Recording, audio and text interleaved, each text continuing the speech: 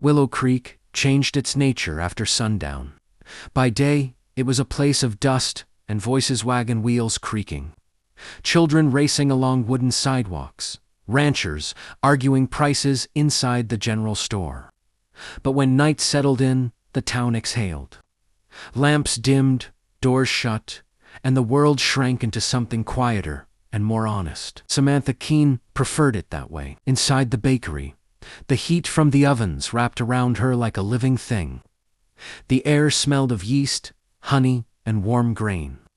Outside, the moon hung low and pale, but Samantha had not looked up once since nightfall.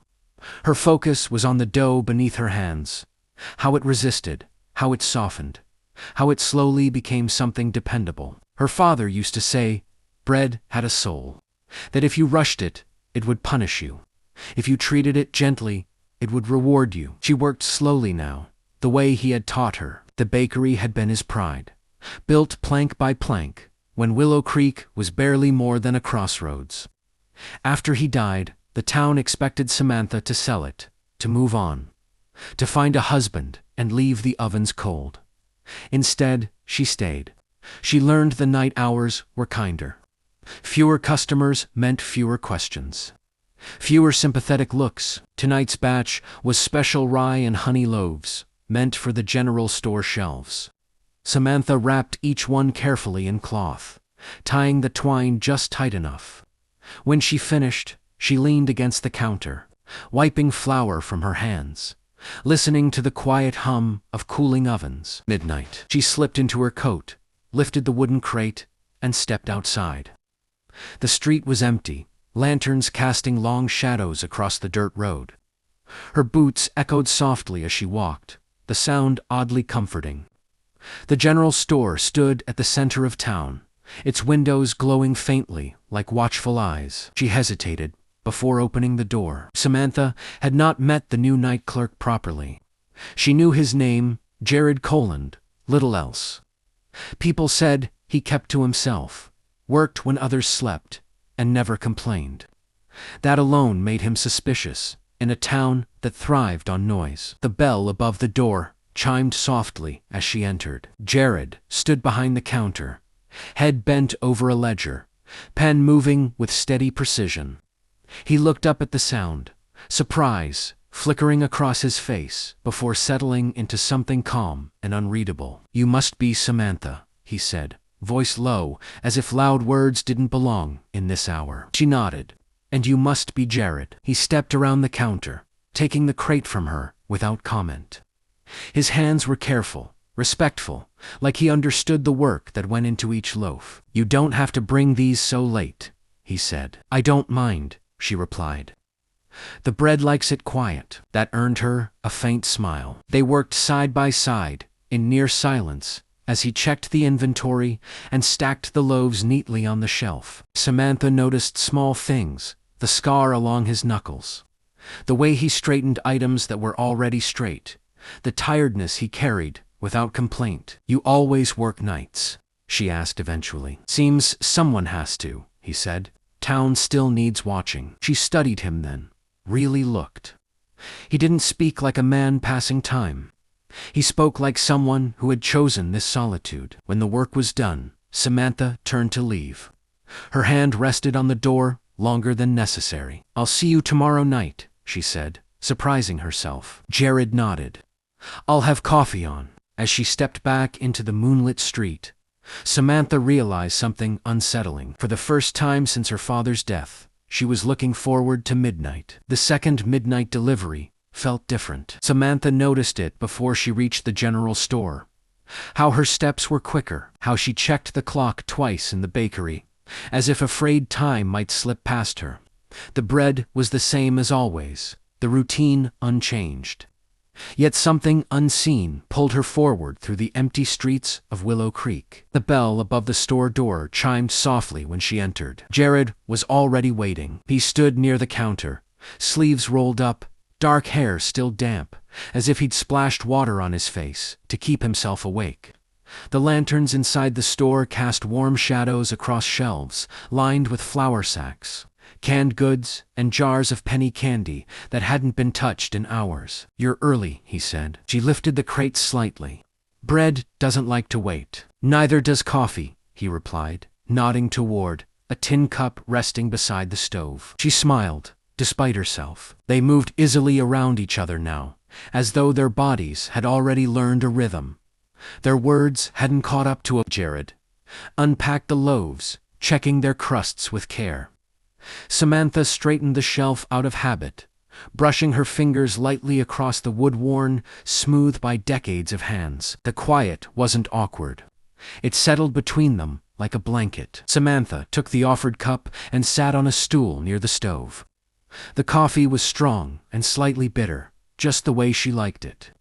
She closed her eyes for a moment, savoring the warmth. "You ever sleep?" she asked. Jared leaned against the counter. "In pieces." She nodded.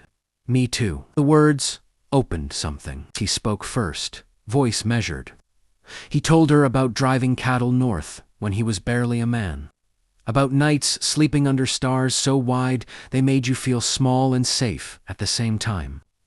He told her about the fall the wrong step, the sharp crack of pain, the quiet understanding that some roads don't let you walk them twice. "I don't miss the riding," he said after a pause. "But I miss belonging to something." Samantha listened without interrupting. When it was her turn, she told him about her father's hands, always dusted with flour, about how the bakery had been his dream long before it was hers, about waking up each morning expecting to hear him humming near the ovens. "I keep thinking, if I bake enough," she said softly, "he'll come back for a loaf." Jared didn't offer comfort. He didn't rush to fill the silence. He just stayed. A storm rolled in unexpectedly. Rain drumming against the roof, thunder cracking close enough to rattle the windows. Samantha startled, her cup trembling slightly in her hands. Jared noticed immediately. "Storm'll pass," he said gently. "You can stay." She stayed. They sat near the stove, shadows flickering across their faces. Samantha noticed how Jared's jaw tightened when thunder cracked too sharply, how his hand curled slowly into a fist, and then relaxed again. "You don't like storms," she said. "They remind me," he admitted. She didn't ask of what. When the rain softened and the night grew still again, Samantha stood, reluctant. Jared walked her to the door, lantern raised high to light her path. "Same time tomorrow?" he asked. She nodded, heart unexpectedly full. As she walked back through the sleeping town, Samantha realized something else. The quiet hours weren't lonely anymore. They were becoming hers and his. By the third week of midnight deliveries, Willow Creek began to notice. It started small, as such things always did. A ranch hand passing through town late one night saw a light still burning in the general store, and mentioned it in passing. A woman collecting eggs before dawn noticed Samantha locking the bakery later than usual. Curiosity bloomed, and curiosity in a town like Willow Creek never stayed quiet for long. Samantha heard the whispers first. They followed her, like dust on the windsoft, persistent, impossible to ignore. She felt them in the way. Conversations paused when she entered a room, in the sideways glances cast her way during Sunday service. No one said her name outright, but she knew better than to mistake kindness for ignorance. Still, she went to the store at midnight that night. Jared sensed it the moment she walked through the door. Her smile was slower, her shoulders tense beneath her coat. "Everything all right?" he asked. She hesitated. "Do people talk about you much?" Jared stiffened, then nodded. "Comes with working nights." "They talk about me too," she said quietly. The silence stretched heavier than usual. Jared exhaled slowly. "I didn't mean to cause trouble." "You didn't," she replied. "I just didn't expect this." He nodded, eyes downcast. From that night on, he kept his distance. Not physically, he still took the bread, still poured the coffee, but something careful crept into his movements, a restraint that hadn't been there before. Samantha felt it keenly. She left earlier, spoke less, told herself it was for the best. The quiet hours returned to what they had been empty. Then trouble came. It was near dawn when the bell above the door rang sharply, breaking the stillness. Samantha had stopped by early, intending to drop off a small batch before sunrise. The man who entered was a cowhand from out of town, reeking of whiskey and impatience. "I need supplies," he slurred. "Put it on credit." Jared straightened behind the counter. "Store policy says no." The man sneered. "Since when?" "Since. Always." The cowhand's gaze slid to Samantha, something ugly flickering there. "What's she doing here so early?" Jared stepped forward, placing himself between them. "She's leaving." The man laughed, lunging suddenly. Time slowed. Jared didn't hesitate. He grabbed the man's arm, twisting it just enough to force him back. His voice was steady, unyielding. "You will leave now." The cowhand cursed, but stumbled out, the door slamming behind him. Samantha's hands trembled as she reached for Jared's sleeve. "You could have been hurt." "So, could you?" he replied. The words hung heavy between them. "I pushed you away," he added quietly, "because I didn't want you hurt by gossip or worse." She met his gaze, eyes bright but steady. "You don't get to decide that alone." Something shifted then. They stood close, not touching, but aware of each other in a way that left no room for doubt. The town might whisper, the night might test them, but neither was willing to retreat anymore. Outside, dawn crept over Willow Creek, and in the quiet that followed danger, Samantha and Jared understood something simple and true. Some bonds are forged, not in comfort, but in standing your ground. After the trouble at the store, something between Samantha and Jared settled into place, steady, unspoken. They didn't speak of that night, not directly, but the way Jared looked at her changed, as though he were always measuring the space between them now, always ready to step forward if needed. Samantha noticed it in small ways, how he waited until she was safely outside before locking the door, how he carried the bread crate for her, even when she insisted she could manage. The town's whispers softened. Willow Creek found new distractions, as it always did. Crops needed tending. Fences needed fixing.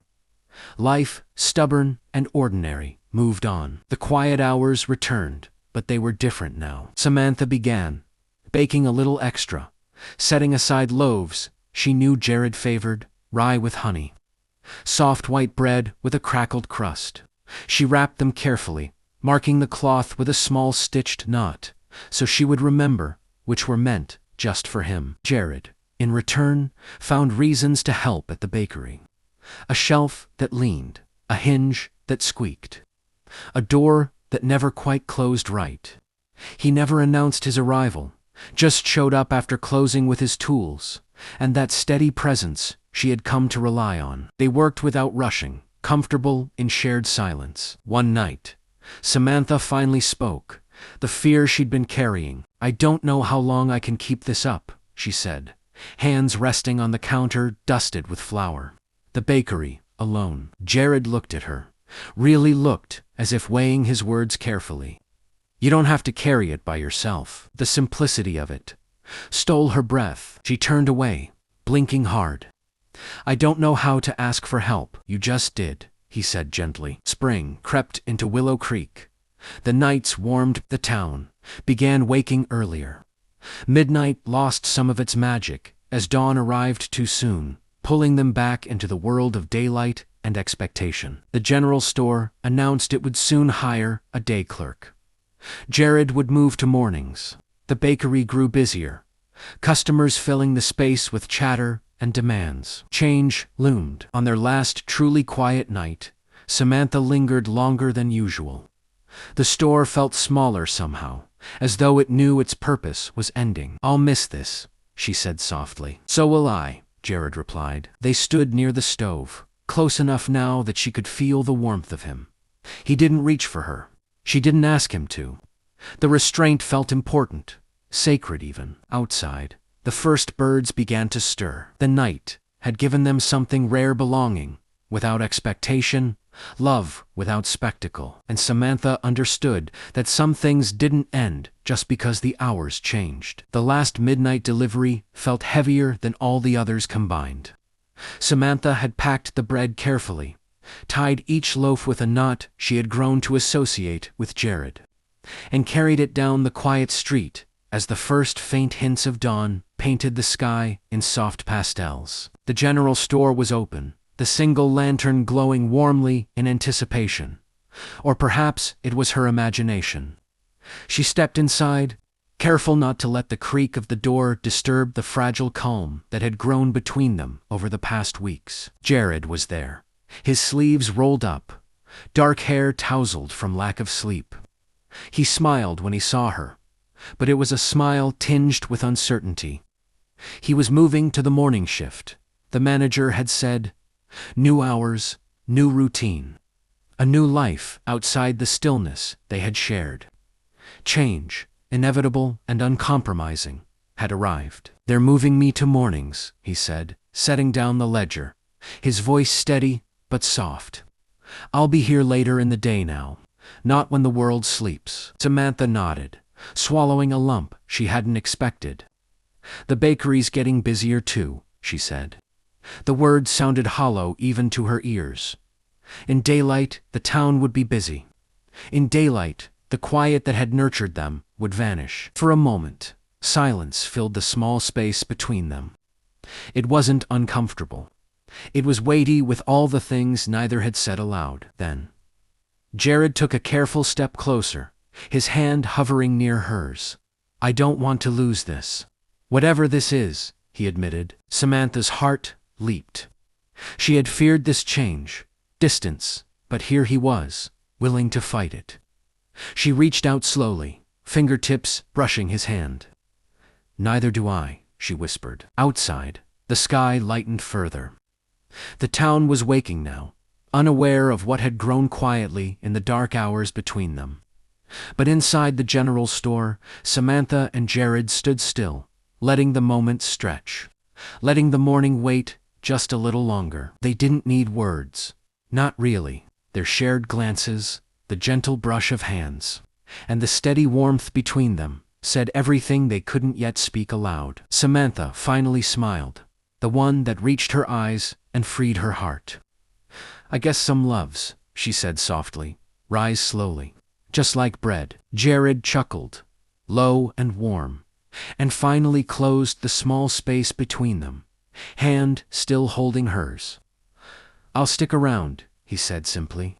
"Night or day, whatever it takes." She leaned just a little closer, letting herself imagine the countless quiet hours they would share, some still at midnight, some under the bright morning sun, all of them together. Outside, the town stirred fully awake.